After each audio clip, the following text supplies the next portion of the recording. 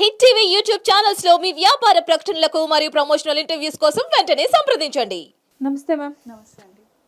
శ్రావ్య గారు, ఇండియాలో మ్యారేజ్ అవుతుంది, కానీ వేరే కంట్రీస్ వెళ్ళి అక్కడ జాబ్స్ పరంగా కానివ్వండి, సెటిల్ అవ్వడానికి కానివ్వండి వెళ్ళి ఇక్కడ మ్యారేజ్ చేసుకొని అక్కడికి వెళ్ళి డివోర్స్ తీసుకుంటున్న వాళ్ళు ఎంతోమంది. అసలు వాళ్ళకి ఎలాంటి చట్టాలు వర్తిస్తాయి? సో బేసిక్గా మనిషి ఒక కంట్రీ నుంచి ఇంకో కంట్రీ వెళ్ళినప్పుడు చట్టాలు చేంజ్ అయితే కానీ రిలీజియన్ సేమే ఉంటుంది, వాళ్ళ కల్చర్ సేమే ఉంటుంది.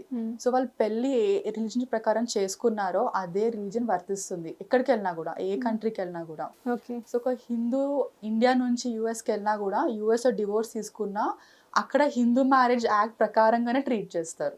ఓకే, అక్కడ యుఎస్ చట్టంని అప్లై చేయరు. బేసిక్గా ప్రొసీజర్స్ డిఫరెంట్గా ఉండొచ్చు. ఇప్పుడు మనకి 1-2 years పడుతుంది డివోర్స్కి అనుకుంటే, అక్కడ చట్టం ప్రకారంగా చాలా ఫాస్ట్గా ఉంటాయి. మేబీ 2-3 daysలో కూడా డివోర్స్ గ్రాంట్ చేసే సినారియోస్ ఉన్నాయి అక్కడ. బట్ ప్రతిదీ వాళ్ళ రిలీజియన్ ఏంటో దాని ప్రకారంగానే లా డిస్టింగ్విష్ చేస్తుంది. సో ఇప్పుడు మనం క్వశ్చన్ రావచ్చు మీకు, యుఎస్ జడ్జెస్కి ఎలా తెలుసు మన చట్టం అని చెప్పేసి.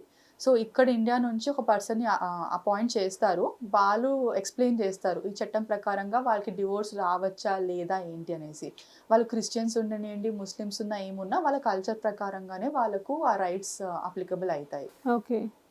అంటే ఎందుకు అడుగుతున్నానంటే, జనరల్గా ఇక్కడ చాలా మందికి ఉన్న డౌట్ అనమాట ప్రెసెంట్. అక్కడికి వెళ్ళి డివోర్స్ తీసుకుంటే అక్కడ చట్టాల ప్రకారం ఏమన్నా వీళ్ళకి ఉంటాయేమో. ఎస్ ఎస్ ఎస్ అంటే ప్రొసీజర్ ప్రకారంగా డెఫినెట్గా అబ్రాడ్లో బెనిఫిట్స్ ఉన్నాయండి.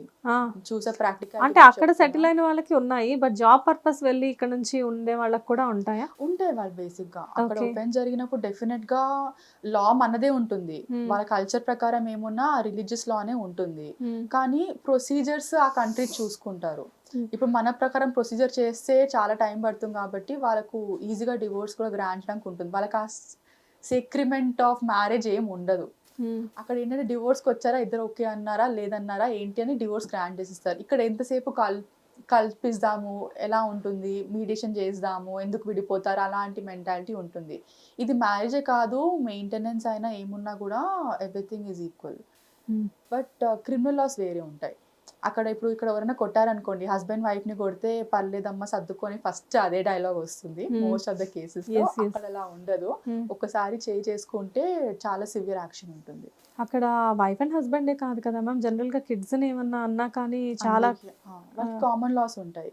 ఇక్కడ మనం ఏం బిలీవ్ చేస్తామంటే పిల్లల్ని కొడితే కొంచెం అర్థం చేసుకుంటారు, సర్దుకుంటారు అనేసి. కానీ అక్కడ ఏంటంటే every person has individual rights. ఒక పిల్లోడు అయినా కూడా, అనిమల్ అయినా కూడా వాళ్ళకి వాళ్ళ రైట్స్ ఉంటాయి, అది మీరు రెస్పెక్ట్ చేయాలి. యానిమల్ కి కూడా అందరికీ ఉంటాయి. Okay okay. సో దాన్ని బట్టి ఏంటంటే ఎక్కడైనా కానీ లా అనేది లానే, అది ఇండియా అయినా కానీ వేరే కంట్రీలో అయినా కానీ. కాకపోతే ఏంటంటే రిలీజియన్ ఏదైతే ఉంటుందో దాన్ని బేస్ చేసుకొని ఆ బెనిఫిట్స్ అనేవి ఉంటాయి. ఎగ్జాక్ట్లీ, వాళ్ళు ఏ లా చట్టం ప్రకారం మ్యారేజ్ చేసుకున్నారో దాన్ని బట్టే వాళ్ళకి అప్లికబిలిటీ ఉంటాయి. సో మ్యారేజ్ హిందూ లా ప్రకారం చేసుకుంటే డివోర్స్ కూడా హిందూ లా ప్రకారమే చూడాలి. క్రిస్టియన్స్ అయితే క్రిస్టియన్ లా ప్రకారం ఉంటుంది. ఓకే. సో ఏదైనా కానీ వాళ్ళ రిలీజియన్ని బట్టి మనం తీసుకోవడం జరుగుతుంది.